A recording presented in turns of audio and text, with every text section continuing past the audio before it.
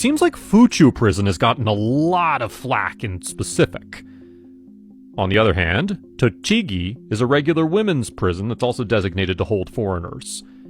It's located in a rural area north of Tokyo, and is organized along the same lines as Fuchu Prison, though the overall regime is definitely less harsh here. The procedures described for Fuchu Prison are applicable to Tochigi Prison as well, with a few small differences. The English language holdings at the prison library are much smaller than at Fuchu Prison. The U.S. Embassy, however, is currently contributing books to increase the holdings. And instead of training auto mechanics or carpenters, Tochigi Prison offers training for beauticians, Japanese typists, and seamstresses.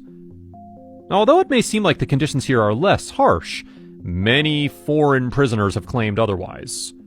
For example, Joanne Mariner, an American prison specialist for Human Rights Watch, said, "It smacks of totalitarianism.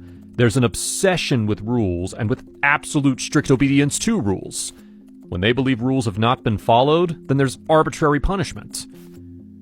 Yuichi Kaido, who was a lawyer for an American foreign prisoner referred to as Mr. Mara, had described the conditions by saying that in one point in history, American prisoners were seen as being slaves of the state, and that those words would describe the current situation of Japanese prisons pretty accurately.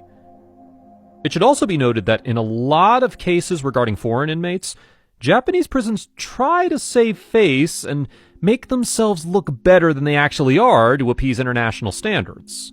So information coming directly from them should be taken with a grain of salt. So, how does someone get here in the first place? While a prisoner is awaiting trial in Japan, which could take months or even years depending on the details of the case, they would first spend time in Keisatsusho, or the police jail. During this phase, the prosecutor and the police will collect evidence regarding the case. If it's something relatively simple, like an assault, they would still be confined for 1 to 5 months here. To add to that, the conditions here are generally very harsh. Once a prisoner is moved to a regional detention facility, the conditions usually are a bit more comfortable. However, rules here are still to be strictly maintained, with a tight adherence being observed during mealtimes. The food is to be taken in the room, in which the portions are highly controlled,